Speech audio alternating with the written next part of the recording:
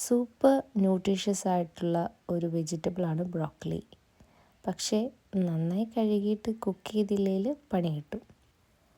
ഈ ബ്രോക്കലീസ് എല്ലാം നമുക്ക് ചെറിയ ചെറിയ പീസായിട്ട് കട്ട് ചെയ്യാം. ഞാൻ ബ്രോക്കലിയുടെ ആ ഒരു തണ്ടും എടുക്കാറുണ്ട്. എനിക്ക് ആ സ്റ്റെമ്മ് കുക്ക് ചെയ്ത് കഴിക്കുന്നത് ഇഷ്ടമാണ്.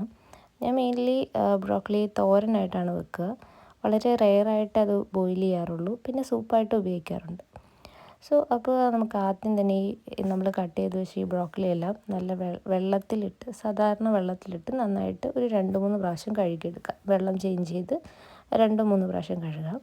എന്നിട്ട് നമുക്ക് വേണ്ടത് ചൂടുവെള്ളമാണ്. നന്നായിട്ട് തിളപ്പിച്ച് കുറച്ച് ആറിയ ചൂടുവെള്ളത്തിലോട്ട് 1 സ്പൂൺ മഞ്ഞൾപ്പൊടി, കുറച്ച് ഉപ്പും കൂടെ ആഡ് ചെയ്തിട്ട് നമ്മൾ ഈ കഴുകി മാറ്റി വെച്ചിരിക്കുന്ന ബ്രോക്കലി എല്ലാം കൂടെ ആഡ് ചെയ്യാം.